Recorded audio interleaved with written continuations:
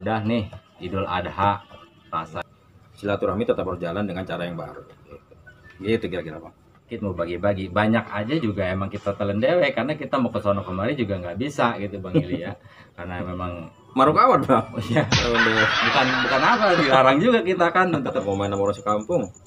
kebanyakan emang lagi nggak boleh Gitu, lagi nggak boleh Jangan iya. sekampung.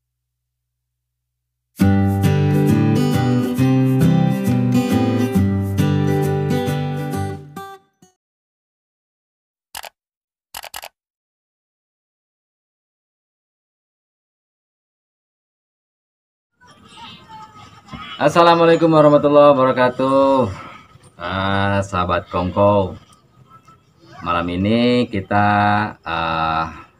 ngobrol-ngobrol bareng sama Bang Ili. Bang Ili nih lahirnya bukan di Jepang, tinggalnya bukan di Cina, ya kan? Aktivitasnya juga bukan di Amerika dan bukan di Eropa sana, tapi jago bahasa Betawinya. Ini luar biasa, ini Bang Ili namanya. Nah, Idul Adha di tengah pandemi. Nah, barangkali kan kita kalau dari tahun ke tahun itu kita merasakan Hari Raya Idul Fitri, Idul Adha, itu kan pasti sangat dirindukan sekali setiap tahunnya. Namun, ada yang berbeda di tahun 2020 ini atau di 1441 Hijriah ini, ada yang mungkin dibilang haru, ya ada harunya juga, dibilang sedih ya pasti sedih karena banyak sekali persoalan-persoalan yang terjadi di tengah pandemi ini. Ili, Siap Bang. Bang Edo. gimana nih Bang Ili? Kalau lihat tahun-tahun yang udah nih Idul Adha, rasanya kan nggak cuma Lebaran Idul Fitri doang nih. Idul Adha juga kan biasanya kita nganter nih ke saudara, nganter ke orang tua, nganter ke encang, ke encing. Kali ini mungkin agak sedikit berbeda, mungkin jauh berbeda. Dan itu salaman aja, kita kayak main tonjok-tonjokan, kayak sikut lah, apa segala macam nih. Gimana nih Bang Ili melihat perkembangan Idul Adha di tahun 2020 ini nih, pendapatnya? Iya, memang kondisi sekarang ini kita berbeda ya dari tahun-tahun sebelumnya ya. Apalagi dengan adanya pandemi nih corona, itu semua kebiasaan orang-orang yang dulu itu berubah drastis. Yang biasanya salaman sekarang gak salaman, yang biasanya cipika-cipiki sekarang ketemu temen akrab, saudara, guru, agak ada yang cipika-cipiki. Yang biasanya lebaran datang ke rumah saudara-saudara, ke orang tua, sekarang kagak. Ya, ini keadaan yang baru yang mesti kita adaptasi. Tapi kita nggak boleh berdiam diri dengan keadaan seperti ini. Silaturahmi tetap berjalan dengan cara yang baru. Gitu kira-kira Bang. Kali ini Idul Adha ini kan ya barangkali namanya umat muslim ini kan setiap tahun pasti rindu banget yang namanya dua hari raya, Idul Fitri, Idul Adha. Iya. Ya biasanya nih punya ketupat sedikit dibagi-bagi. Ini mah jangankan dikit mau bagi-bagi, banyak aja juga emang kita telan dewe karena kita mau ke sono kemari juga nggak bisa gitu Bang Ili ya, karena memang Maruk awat Bang. ya, bukan apa dilarang juga kita kan untuk ketemu berkumpul banyak orang ya kan. Iya. Apalagi memang di tengah pandemi kayak begini kan kita sedihnya juga ada ya kan, silaturahmi akhirnya jadi virtual ya. Iya. Nah kemudian ini yang jadi masalah juga kan, kita ekonomi juga merosot drastis. Nah ini gimana nih Bang Eli nih perkembangan di Idul Adha ini nih? Tetap kan orang yang namanya daging tetap ngarep namanya Idul Adha. Iya.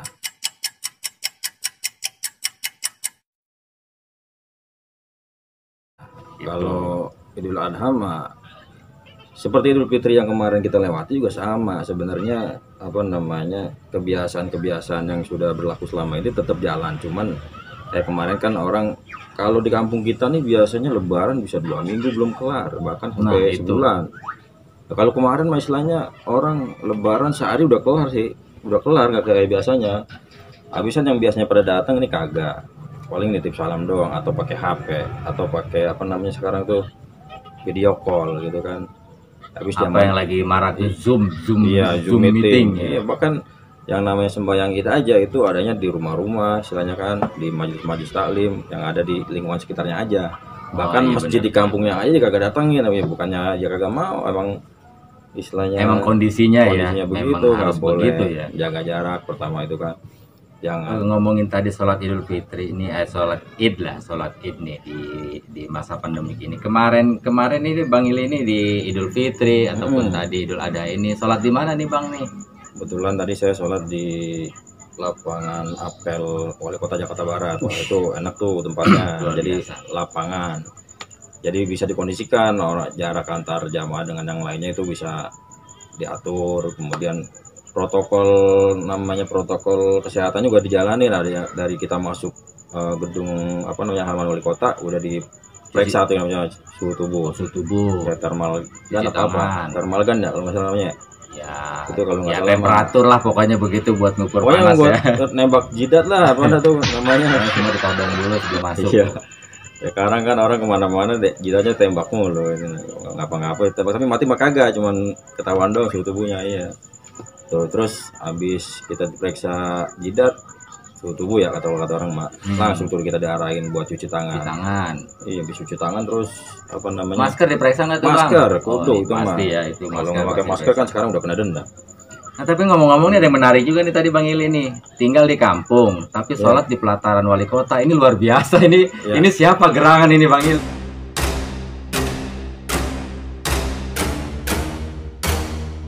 Bang Il ini. Lah sholatnya Ya. bisa di lapangan wali kota, coba tinggalnya di kampung. Ya kita mah biar orang kampung juga pengen apa namanya? Pengen nyohor juga ya. Gaulnya pengennya ke kota mulu. Minimal dapat selfie ya kan di depan kantor wali kota nih. Kira-kira begitu. Nah, biar kata ibaratnya orang tinggal di kampung tapi jangan kelihatan kita kampungan banget gitu. Iya, lagian kita mah udah nggak mau main sama orang sekampung. Kebanyakan emang lagi nggak boleh. Itu makanya. Lagi nggak boleh. Jangan iya. ke kampung ngumpul 5 orang yang nggak boleh. Boleh. Nah, gini Bang Ili nih, kembali ke tema kita Idul Adha di tengah pandemik nih. Ya, ini biasa banget terjadi ya. Setelah Idul Adha ini, yang namanya orang habis makan daging rata-rata semua darah tinggi. Darah tinggi. Kenapa? Kalau udah habis dagingnya besok cuma makan lagi udah habis, membeli susah. Nah ini darah tinggi di situ. Marah-marah tuh sama bininya ya. Marah-marah sama bininya. Padahal biasanya kagak beli daging juga. Itu yang bikin emosi Iya, jadi giliran musimnya daging kagak ada Iya. lagi marah-marah. ngelihat aktivitas Bang Ili juga kan memang di masyarakat juga aktif ya kan, panitia yang mengurus untuk kurban. Wah, nih. Nah tahun ini gimana nih Bang Ili nih? Ya kebetulan biasanya saya ngurban sambil ngurus. Ya ini ngurus kagak, ngurban kagak. Ya, waduh, merosot juga berarti ya. Iya. Tapi kira-kira nih, ya apa namanya masyarakat kita nih untuk kurban kalau dibanding tahun yang lalu dengan tahun yang sekarang masih terlihat stabil atau mengalami penurunan atau justru malah meningkat nih? Ini yang saya lagi girang apa ya? Ya di tengah keputusan saya tidak berkurban tahun ini. Ya sebenarnya udah banyak korban sih, korban perasaan lain ya, bukan cuma kagak korban daging doang. Ini yang saya girangnya apa? Ternyata orang di lingkungan kita ini udah banyak yang sadar mau pada korban. Dari tahun ke tahun tuh selalu ada peningkatan. Ya, kita juga nggak pengen sih yang korban orangnya itu mulu ya kan. Alhamdulillah. Ada apa ya? Ada kesadaran di masyarakat itu bahwa korban itu udah bukan lagi haknya orang-orang yang pada punya doang, istilahnya yang dianggap kaya di suatu wilayah gitu kan, atau dianggap punya di suatu wilayah, tapi dengan cara menabung misalnya yang diinisiasi sama pihak apa namanya pengurus musola kek, apa pengurus majelis taklim kek, apa pengurus masjid. Nah ini membantu nih orang-orang yang mau ngorban tuh jadi nggak berat berat. Bang Edo gitu kira-kira. Jadi kalau orang ngorban ini luar biasa nih kalau terobosan nih. Iya, kalau orang ngorban hari ini misalnya besok ngorban, hari ini baru mikirin duitnya dari mana, ya kan repot. Coba kalau kita pikirin dari setahun sebelumnya misalnya atau 2 tahun sebelumnya, itu orang bisa nyicil, nabung, ya kan. Kalau duit mah istilahnya kita belanjain aja kapan kita punya duit banyak tuh pasti habis ya kan. Tapi kalau kita sisihin ini dari duit yang kita punya, kita yang misalnya kita bikin kotak nih yang buat apa Ini buat amal, buat ini buat ini. Iya, gitu ya. dibagi-bagi. Bisa Oh, salah ini. satunya buat apa nih? Buat ngorban. Nah, itu pasti cukup. Ini gitu. luar biasa. Ini terobosan yang menarik ya Betul. ini. Nah, Ternyata yang tadi saya bilang Bang Edo, saya girang nih di kampung kita. Kan istilahnya orang-orang kita nih dulu mah yang namanya ngorban orangnya itu aja. Sekarang mah dari tahun ke tahun selalu naik nih. Tahun sebelumnya misalnya ada 6 sapi, tahun sebelumnya 5 sapi, tahun sebelumnya 4 sapi. Nah, sekarang ini saya dengar udah 7 sampai 8 sapi. Wah, alhamdulillah. Tapi itu ngumpulin dari orang-orang yang berkorban kambing.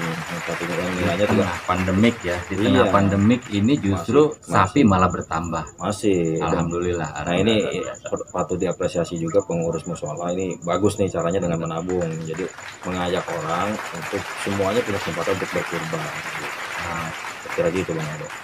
ini menarik ya Bang Ili ya. Tapi ada sedikit pertanyaan kecil nih terkait dengan sistem tabungan ya, sistem tabungan kurban nih. Iya. Misalkan prediksinya kalau tahun ini harga kambing 3.500.000, kalau tahun depan kemungkinan kan ada Bisa 4 juta. bisa 4 juta atau bisa 4,5 juta ya Gede kan. kecilnya kambing ya. Nah, ketika misalkan si jamaah ini nggak sampai kumpul duitnya sampai sebanyak itu, tabungannya itu gimana begitu? Nah ini kan namanya orang nabung pasti dia punya target nih. Kalau dia mau nabungnya tahun depan ngorban berarti selama setahun ya cukupin. Misalnya perkiraan tahun depan 4 juta atau 4,5 juta. Ya berapa dibagi, misalnya dibagi selama 12 bulan itu dia nabung sebulannya. Tapi seandainya tidak mencapai pada tahun itu kan masih bisa mundur ke tahun berikutnya. Oh, masih bisa dilanjutkan Iya. ke tahun berikutnya. Iya, artinya orang luar biasa. orang nabung mah istilahnya, tapi dia punya target pribadi nih. Misalnya saya mau ngurbannya tahun depan ya berarti misalnya angka perkiraan 4 juta nih tahun depan kurban seharga satu kambing istilahnya. Ya berarti kan 4 juta tuh bagi 12 bulan berapa? Nah, itu ya cukup itu nabung tiap bulannya. Kalaupun nggak sampai misalnya di bulan ke-11 misalnya dana yang kumpul baru 2,5 juta. Ya berarti kurangnya 1,5 juta. Nah, kira-kira nggak repot lah kalau orang Buat udah nabung nambahinnya. nambahinnya istilahnya. Tapi kalau dia istilahnya besok mau ngurban hari ini mikirin duitnya ya udah berat banget kira-kira. Alhamdulillah. Ini luar biasa nih terobosan nih bagi sahabat-sahabat Kongko yang punya majelis taklim, Iya. sahabat-sahabat Kongko yang punya jamaah-jamaah di luar sana. Ini bisa gunakan cara ini juga untuk mempermudah niat seseorang untuk Iya. melakukan kurban gitu, untuk melakukan Iya. kurban setiap tahunnya gitu loh. Jadi kalau misalkan tahun ini nggak kumpul duitnya, bisa dilanjutkan tahun depan. Paling tidak ada target tersendiri untuk melakukan itu. Tuh. Oke Bang Ili, rasanya ini udah cukup banyak Siap, kita berbicara Bang Edo. panjang lebar ya. Meskipun banyak sekali pertanyaan sebenarnya yang ingin dilontarkan ke Bang Ili ini. Tanya aja Bang ya. Jangan sampai putus itu aja lah. Enak ngobrol ini habis doang. Udah kedengeran azan kita nggak enak ini. Oh gitu ya. Iya. Berhenti Jadi, dulu berarti nih. Kita ya, terima kasih banyak ini Bang Ili udah Siap, menyimak